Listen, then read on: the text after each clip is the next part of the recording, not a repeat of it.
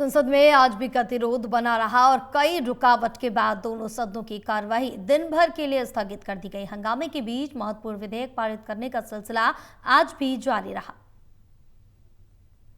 संसद में आज भी गतिरोध बना रहा और कार्रवाई कई बार बाधित हुई। दरअसल जहां विपक्ष लगातार छात्रों पर प्रदर्शन और बल प्रयोग को लेकर जिस तरीके से कार्रवाई हुई पुलिस की, उस पर गृह मंत्री के बयान की मांग पर अड़ा रहा, तो वहीं राम मंदिर चढ़ावा चोरी के मामले को लेकर भी समाजवादी पार्टी सांसदों ने अपना प्रदर्शन जारी रखा।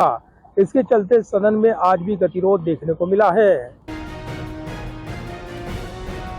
संसद में विपक्षी दलों ने राम मंदिर चढ़ावा चोरी और दिल्ली में प्रदर्शनकारी छात्रों पर पुलिस कार्रवाई जैसे मुद्दों को लेकर जोरदार हंगामा किया। विपक्ष गृह मंत्री अमित शाह की मौजूदगी और अन्य मुद्दों पर चर्चा की मांग कर रहा था। नतीजा प्रश्नकाल और जीरो आवर सुचारू रूप से नहीं चल सके। दोनों सदनों की कार्यवाही बार बार स्थगित करनी पड़ी।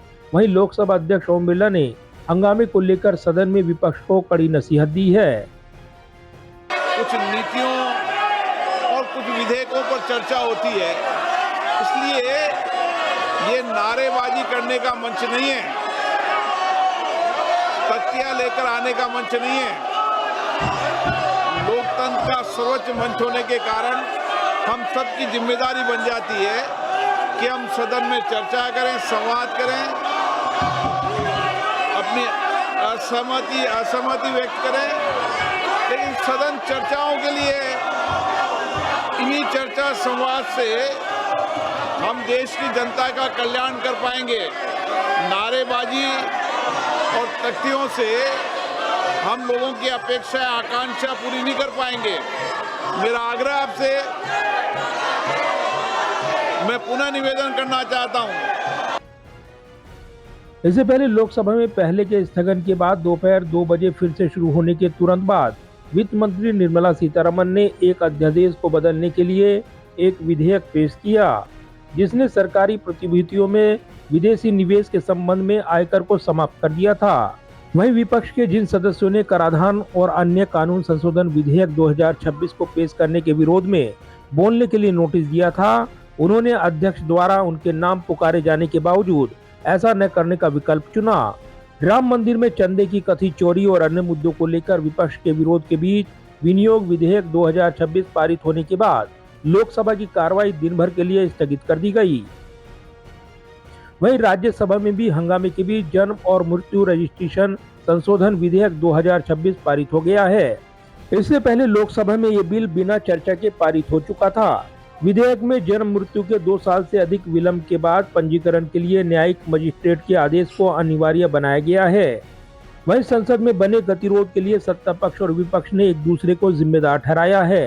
कांग्रेस सांसद अभिषेक मनु सिंघवी ने कहा कि संसद में रुकावट का पहला फेज पूरी तरह से स्टूडेंट के मुद्दे, जिसमें नीट और प्रधान का मुद्दा भी शामिल है, को लेकर सरकार की जीत की वजह से था।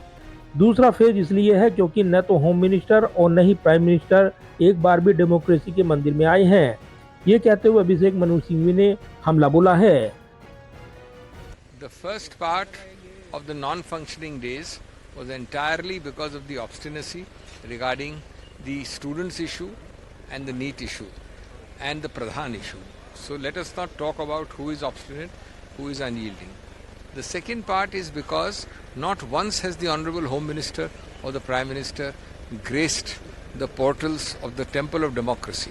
Is it too much to ask that the Prime Minister of the country and the Home Minister, involved in law and order, involved in everything, does not even come to the house? That's the short point. So who's doing zid? How does it matter if you come down from a high horse and grace the parliamentary house? वहीं सत्ता पक्ष की ओर से विपक्ष पर हमला बोला गया कि सदन में रुकावट पैदा कर विपक्षी लगातार गतिरोध पैदा कर रहा है। केंद्रीय संसदीय मंत्री किरण रिजिजू ने विपक्ष पर गैर जिम्मेदार रवैया अपनाने का आरोप लगाया है।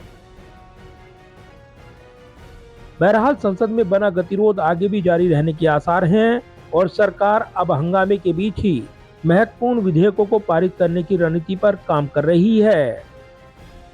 जाहिर है संसद में बने इस गतिरोध के बीच केंद्र सरकार अपने विधायी कामकाज को निपटाने की रणनीति पर आगे बढ़ रही है।